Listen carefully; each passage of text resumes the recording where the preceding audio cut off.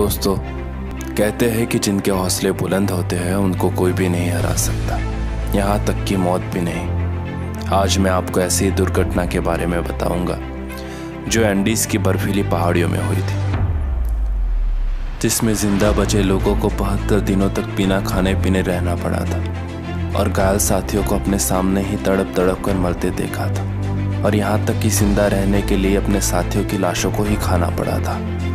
1972 में कैसी दुर्घटना हुई जो एंडीज फ्लाइट डिजास्टर के नाम से जानी जाती है। तो चलिए शुरू करते हैं एंडीज फ्लाइट डिजास्टर की सच्ची कहानी। अगर आप चैनल पे नए हैं तो चैनल को सब्सक्राइब कर दीजिए।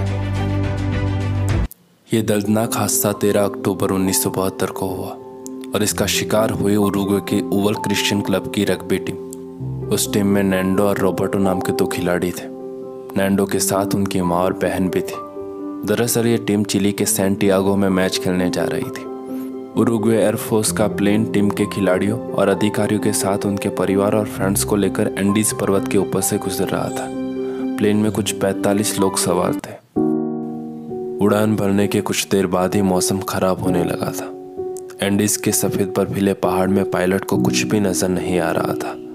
मौसम खराब होने के कारण पायलट को संभावित खतरा नजर आने लगा।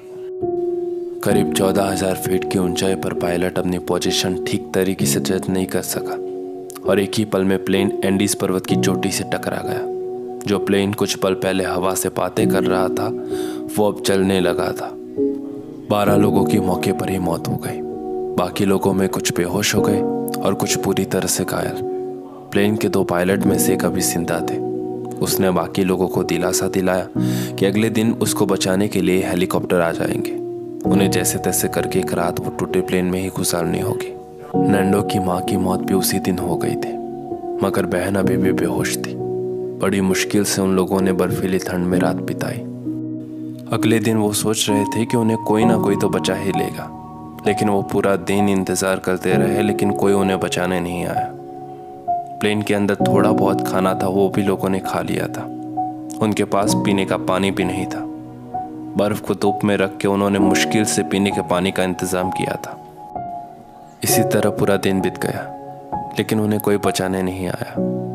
उन दिनों इस इलाके का तापमान -30 डिग्री था। उस ठंड में जो लोग बेहोश थे वो भी मारे गए। अगले दिन नैंडो की बहन भी गुजर गई। सब लोग ये सोच रहे थे कि अगर उन्हें कोई बचाने नहीं आया तो वो लोग जिंदा कैसे रहेंगे। उनके पास सब कुछ खत्म हो गया था। सबको बहुत भूख भी लग रही थी। इसी तरह और दिन बीतते रहे और उन्हें कोई बचाने नहीं आया। हर दिन उनमें से 1-2 साथी कम हो रहे थे। कोई भूख से मर जाता था, कोई चोट से और कोई कड़कती ठंड से। उन सब में ये बात चल रही थी कि उन्हें जिंदा कैसे रहना है। सारा खाना खत्म हो चुका था। उनमें से एक ने गुस्से में मृत शरीर के टुकड़े काट लिए और खा गया। उन लोगों में से किसी को प्लेन के मलबे में से कैमरा और एक रेडियो मिल गया। उन्होंने रेडियो चलाया तो उन्हें पता चला कि हादसे की जानकारी मिलती ही उरुग्वे की सरकार ने तुरंत ही रेस्क्यू ऑपरेशन शुरू कर दिया था। लगातार 10 दिनों तक ये रेस्क्यू ऑपरेशन चलता रहा, लेकिन उनका कोई पता नहीं चल सका। थक हार कर 11वें दिन रेस्क्यू ऑपरेशन को बंद करना पड़ा और ये मान लिया गया कि उन लोगों की मौत हो गई है, क्योंकि एंडीज पर्वत पर दूर दूर तक बर्फ के अलावा कुछ नहीं था और एंडीज पर्वत की इतनी कठिन परिस्थितियों में बिना खाने पीने के इतने दिन तक जिंदा रहने की गुंजाइश ना के बराबर है। ये जानने के बाद सभी लोग उदास हो गए थे। उनकी उम्मीद टूट गई थी। ये क्रैश का 11वां दिन था। इस खबर की वजह से उन लोगों ने अपने साथियों के मृत शरीर को खाना शुरू कर दिया। शुरुआत में उन्हें यह बुरा लगा, लेकिन बाद में उन्हें इसकी आदत पड़ गई थी। ये वो साथी थे जो बचपन से उनके साथ थे और उनके साथ खेला कूदा करते थे, मगर जिंदा रहने की तलब उन पे हावी हो गई थी। नैंडो और रॉबर्टो ने सोचा कि वो मदद के लिए इन पहाड़ियों के आसपास कोई शहर या गांव पे पहुंच ही जाएंगे और सबको बचा लेंगे, मगर बाकी लोग ये मान चुके थे कि वो आजकल में मरने वाले हैं। बाकी लोग मरने से पहले अपने फोटो खींचने लगे। उन्होंने सोचा कि कैमरा 100 साल के बाद किसी को मिलता है तो उनकी कहानी बयां करेगा। नैंडो और रॉबर्टो ने अपने जुराबों में कुछ मांस के टुकड़े रखकर वहां से निकल पड़े। उन्होंने पहाड़ों पर चढ़ाई करी और दूसरी तरफ पहुंच गए। दिन बीतते गए, वो चलते गए और ऐसे करते 1 महीना बीत गया। उनका प्लेन अक्टूबर में क्रैश हुआ था और आज वो नवंबर के 10वें दिन में आ गए थे। उन्हें वहाँ एक नदी दिखी और वो लोग वो नदी किनारे भूखे प्यासे चलते गए और उन्हें 1 महीना और बीत गया और दिसंबर लग गया। लेकिन अचानक उन्हें वहाँ एक घोड़े की नकल दिखी और उन्हें यकीन हो गया कि यहाँ आसपास कोई गांव है। वो लोग आगे बढ़े और उन्हें नदी के उस पार एक घोड़े सवार दिखा। उन्होंने घोड़े सवार को अपनी आपबीती सुनाई। उस घोड़े सवार ने कहा कि दोनों वहीं रुके, वो कल आएगा। नैंडो और रॉबर्टो पागलों की तरह खुश हो गए थे। वो ये सोच रहे थे कि उनके साथी भी अब बच जाएंगे।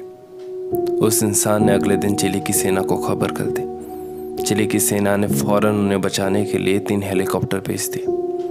उन दोनों की हिम्मत और बहादुरी से सभी लोग बच गए थे। आज क्रैश का 72वां दिन था, मगर सिर्फ 16 लोग जिंदा थे।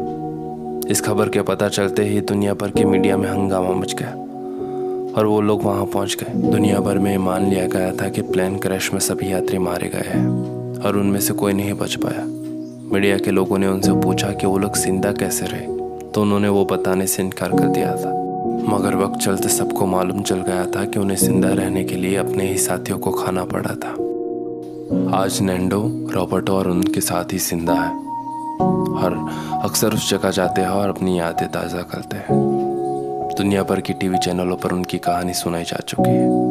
बाद में नैंडो ने अपनी इस संघर्ष की कहानी को एक किताब की शक्ल दी।